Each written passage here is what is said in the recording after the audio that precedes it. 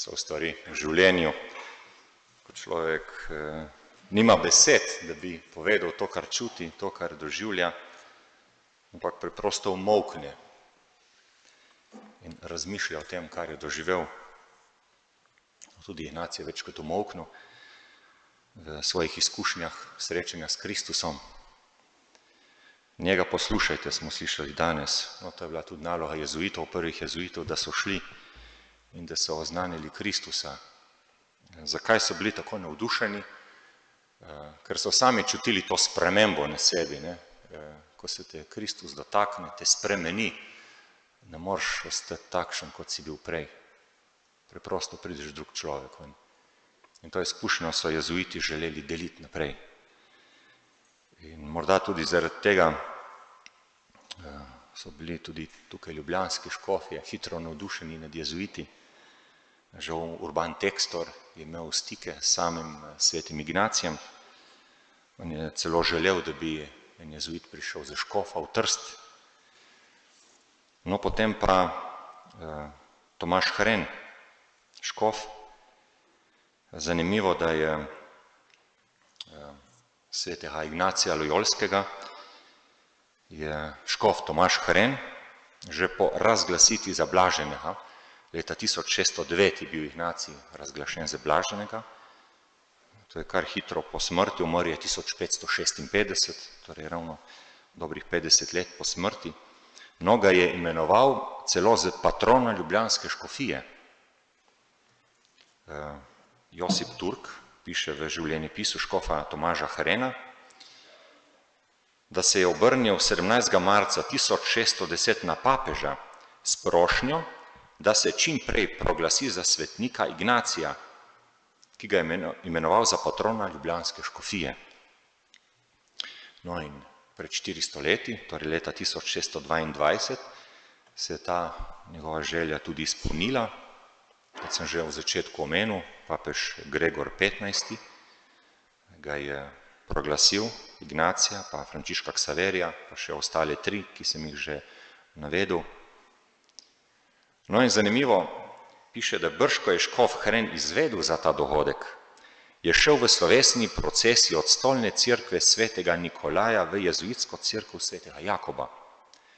Tu je imel pontifikalno mašo, pri kateri je imel slavnostni govor generalni vikar Adam Sotner. Ne? Toliko je bil navdušen, toliko mu je pomenilo to, da se je odpravil k cerkvi svetega Jakoba in tam maševal. No, zanimivo pa, da je središčna proslava potem proglasitve Ignacija za svetnika in Frančiška Ksaverija, pa je bila 5. junija istega leta. No in mogoče kot nekaj zanimivosti, kaj se je takrat dogajalo tukaj v Ljubljani, tako pravi, da je ob 8. zjutraj, že ob 8. zjutraj se je razvila veličastna procesija. Šla je iz Šentjakobske cerkve po Starem trgu mimo Križank in mimo sedanje univerze do stolnice ter po Mestnem trgu nazaj k svetemu Jakobu. Procesije se je udeležila številna duhovščina, redovniki, deželni glavar, mestni občinski svet, dijaki, cehi z zastavami ter številna množica. No, za današnji čas skoraj nepredstavljivo. Mestne ulice, pravi, so bile okrašene z zelenjem in cvetjem. Tla so bila posuta s travo. Katoličani so okrasili okna s preprogami, kipi in slikami. Na svoje stroške je dal magistrat postaviti 6 slavolokov. Danes je nemogoče, ne? Na slavolokih so bili razni grbi, jezuitski, papeški, cesarski, mestni. V mraku so na gradu zažgali umetni ogenj. No, celo umetni ogenj so imeli v počastitev in to z daljnega leta 1622. Me prav zanima, kako je izgledal takrat umetni ogenj. O poti, pravi, kjer je šla procesija, so jezuiti postavili 12 odrov. Na njih so skupine gojencev predstavljali žive slike iz življenja obeh svetnikov.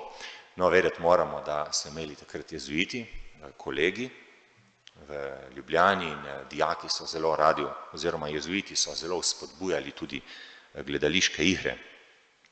No in pravi, meščani so tekmovali, kdo bo posodil lepšo obleko in večjo dragoceno za okras prizorišč. Na vsakem odru so napisi razodevali pomen živih podob. Prva živa podoba je predstavljala Ignacija, kako moli pred oltarjem Matere Božje in se poslavlja od sveta. Na drugem odru je dajal sveti Ignacij svojo dragoceno obleko beračem in sprejemal od njih raztrgane cunje. Na tretjem odru so ljudje lahko videli in brali, kako se je Marija večkrat prikazala svetemu Ignaciju.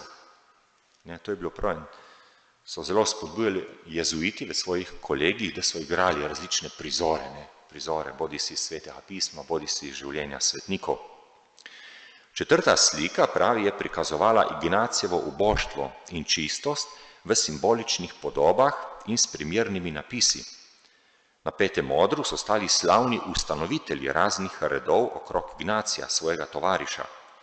Napis je razlagal, da je tudi družbo Jezusovo ustanovil vsemogočni. Šesti prizor je predstavljal, kako sveti Ignacij sprejema v družbo Frančiška Ksaverija in prve tovariše. Na sedmem odru je bilo upodobljeno, kako se mora družba Jezusova boriti zoper sovražnike. Puščice so upodabljale laž, obrekovanje, sramotilne spise, sovraštvo. Kovali so jih 4 kovači, ki jim je hudič gonil meh. 8. živa slika je bila posebno veličastna. Na popolnoma osamljeni ladji z napisom Sveti duh se je v Božjem spremstvu peljal v Indijo sveti Frančišek Ksaverij. Naslednja slika je predstavljala cerkev in vse 4 dele sveta. Sveti Frančišek in sveti Ignacij sta prevzemala nalogo, da z učenostjo in pobožnostjo pridobita svet za Kristusa. 10. prizor je predstavljal cerkev, ki jo napada divja zver, krivoverstva. Sveti Ignacij in sveti Frančišek zver odbijata in jo v Božjem imenu premagata. 11. slika je kazala misijonsko delo svetega Frančiška v Indiji.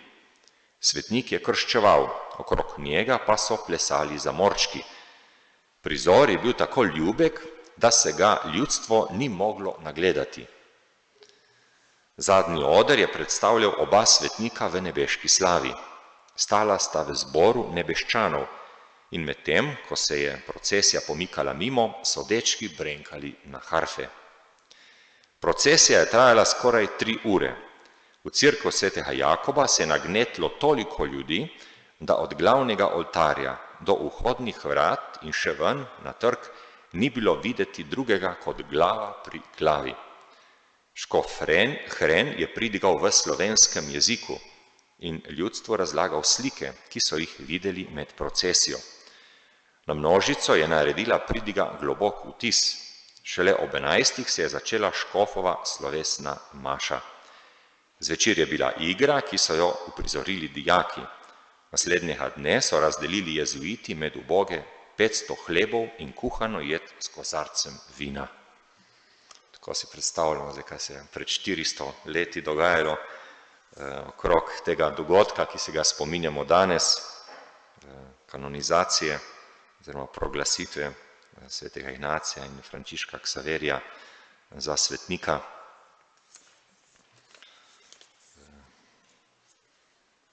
Tako gotovo je vsem nam izziv, tako ko gledamo svetnike, pa si mislimo, si to so eni taki posebni ljudje tam nekje daleč od nas, ki nas presegajo, ki gredo preko naših obzorij, preko naših meja.